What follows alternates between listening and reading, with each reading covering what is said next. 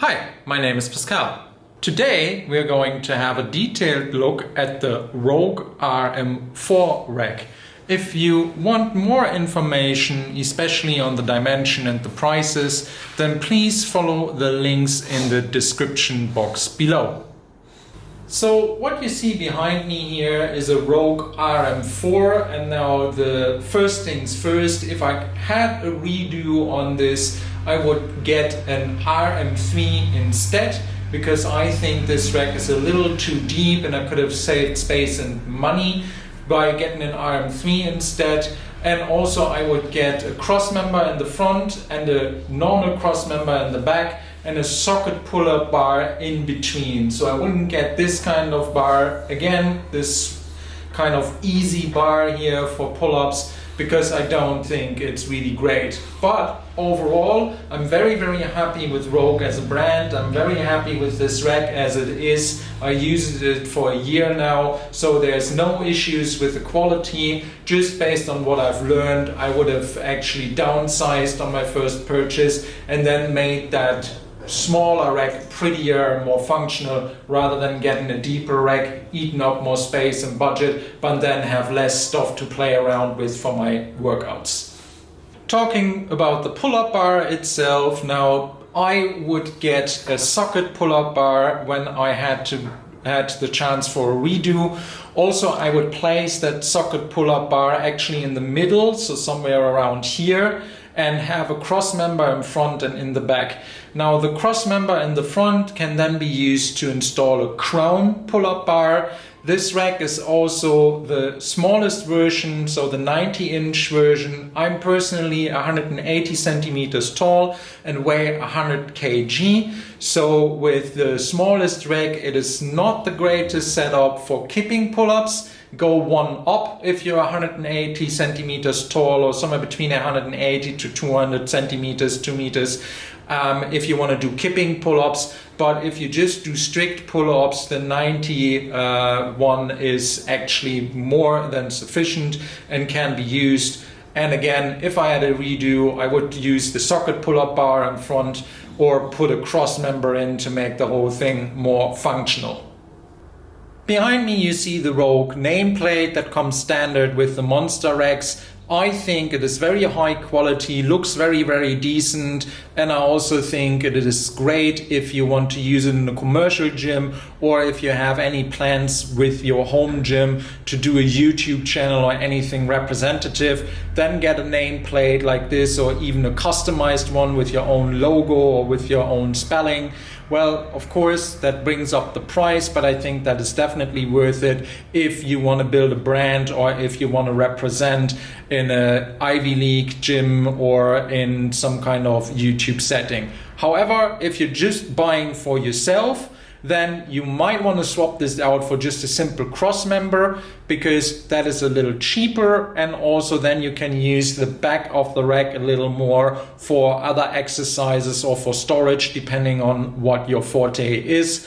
I love the nameplate. I think it's a great finish with a great logo on it. Looks really sweet. But if you're only using it for yourself, you might want to be a bit wiser, save a bit of money, and actually use this as more storage space or exercise space. So here we have the standard J-cups that actually come with the Rogue RM4. I'm also quite happy with those J-cups, as they help my barbell to not wear down as much. However, I have the Rogue Ohio stainless steel barbell, Ohio power barbell with the aggressive knurling. So if you get something with very aggressive knurling, like the newest bars are the Agro bars that came out from Rogue, then you might want to upgrade the J-cups themselves, especially if you are buying for a commercial gym, because I have actually worn down the plastic quite a bit after a year with the aggressive knurling, and the J-cups don't look as nice anymore. Of course, the J-cups are one of the places where you get the most wear and tear anyway, but still, if you are already investing into a Rogue rack, you might want to upgrade to the sandwich J-cups, especially with a very aggressive barbell. However, I'm still happy here. It does what it says on the tin, and I can train away. For storage, I think you can definitely store your plates on the rack itself. So I got the storage pins for the Monster series, the short ones and the long ones. I think getting the short ones actually was a mistake, because I should have gotten the long ones at the top and at the bottom and maybe even in the middle to get all my plates on. And that was just not a smart purchase if you are doing it yourself. Don't forget to get the storage pins in your first order, because that's also something I did. But definitely get the long pins because it just gives you more real estate to put your plates on. What you see here is actually the change plates that are being stacked up here. And also always think about where to store your plates when you are actually planning your home gym out. Now, one thing to mention is that if you store the plates on the front or the back of your rack, then it rears one of these ends actually useless for squats and for the bench press. So keep that in mind for your setup. Some people like to store the plates on the top. I'm personally not a huge fan of that, because I have the dogs here in the garage gym, and also sometimes the little ones run around here. So if the plates would drop from that type of height, I'm not really a fan of that. So that's why I don't put them there. But some people like that setup. Another thing is to store the plates on the bottom. Well, if you are doing that, you really have to make sure that you are deadlifting outside of the rack. Because if you are deadlifting inside the rack, that really doesn't leave you a lot of space. You will bump off things. And actually, I hurt myself quite bad with that, because if you bump off things during a very heavy deadlift, it usually kind of shifts your spine. And that is the last thing you want to do when you are on heavy load. So that is why I decided to store the plates all at the back. I still have enough space. Now, for if you go with the RM3 setup, I can't really comment on that, whether you still can store the plates comfortably on the rack. I think you can, but I haven't done it yet. So I'd still go for the RM3 or over the RM4 if I had a redo. Assembly of the Rogue RM4 rack was super easy. You will get the necessary wrenches with the delivery, which are massive wrenches, so you probably won't have the tools yourself, but don't worry about that. Rogue actually delivers a kit where you then can build the rack yourself. I build it twice myself. Takes about half an hour to do it, maybe an hour, depending on where you build it and how much space you have. So the smaller your space is that you have, the longer it will take to actually assemble it, because it gets a bit tricky. The only thing where I should have asked for help, even though I didn't, was the nameplate in the back and actually setting it upright during assembly. I think what I did there was a bit dangerous, because it could have fallen over and whacked me in the head.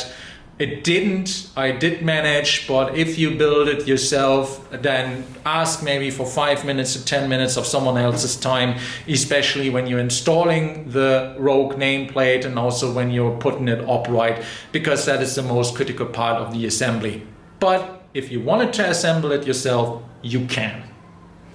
Another thing you might ask yourself is whether you need to bolt down your rack, and I haven't bolted down my rack. However, there are a few things that play into this. I think if you're using your rack for commercial use, you absolutely have to bolt it down for insurance purposes, because there are just people who will do some crazy stuff with your equipment and then drop it on themselves. The same goes when you're not the sole user in your home gym, and if you have a minus using the gym, then also bolt it down, just to be sure that if there's anything funky happening, that it won't fall on them. Also, people who want to do a lot of kipping pull-ups should bolt it down.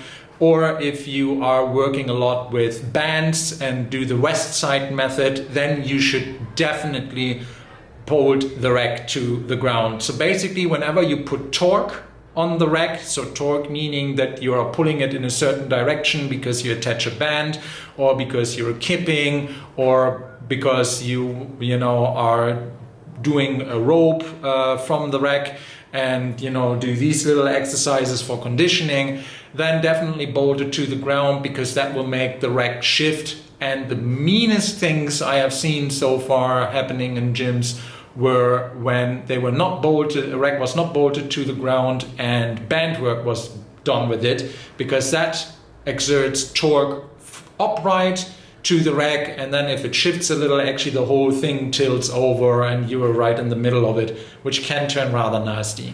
Another thing to consider is also how much weight you have on the rack. I personally own up to 250 kg, which are mostly on the rack and stored on the rack, so therefore there's also less need to bolt it down. However, if you don't store your plates on the rack itself but somewhere else, then again another case to actually bolt it down. So in my situation I didn't, because I'm the sole user. I don't do any crazy stuff with the rack, and I also have a lot of weight already on the rack itself. But if you don't fulfill any of these criteria, and especially if you have the gym open to the public, then bolt it down so that your insurance is covered. The Rogue Monster series also comes in quite a wide range of colors, which is great. So if you want to make it customized towards your team colors, or if you just want to give it a crazy splash for your own home gym, you absolutely can. You can also get all of the cross members in different colors when you go via the sales team of Rogue, but that will be a bit tricky and a bit cumbersome, as you can't really configure that through the website. So if you really want a rack where every single cross member is a different color, or where you want the top cross members different from the uprights, then you can configure that with Rap Fitness, who are a direct competitor of Rogue Fitness. However, that really needs a bit of skill, and it also means that you already know what you're doing. So I don't necessarily think that is something for first-time buyers. If you're a first-time buyer for a Rogue rack, then just stick with one color for the entire rack and pick the one that you like most, because most of the basic colors that you could possibly think of are already covered by them. Last thing to talk about is service and delivery. So I got the whole rack delivered on one Rogue package. They actually had DHL here in Europe delivering the whole thing. Super happy with it, was timely, and I could track the whole delivery. And there were some wrong parts delivered with it, which at first I was a bit disappointed with. However, when I actually pointed that out to Rogue here in Europe, that they sent me some wrong parts, they couldn't have been any nicer and better about rectifying what had happened. They sent me the missing parts to build the RM4 without any big questioning. I just had to send them a picture of all the parts that I had and said, hey, look, I paid for an RM4. I think you sent me some parts for an RM3 and some parts for an RM4, and there are 2 cross members actually missing. And they sent it to me free of charge, as quick as they possibly could. And the customer services team was very, very, very nice about it. So again, I'm super happy with this rack. I'm super happy to be with Rogue now for a couple of years, buying several things from them, and I never was disappointed. The rack is stable as it can possibly get.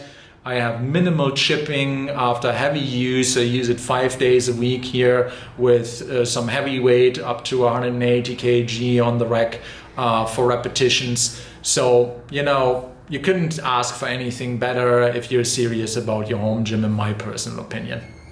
Thanks for watching. Please like, subscribe, and tell your friends about my channel. Have a very nice day, and I hope to see you soon. Bye bye.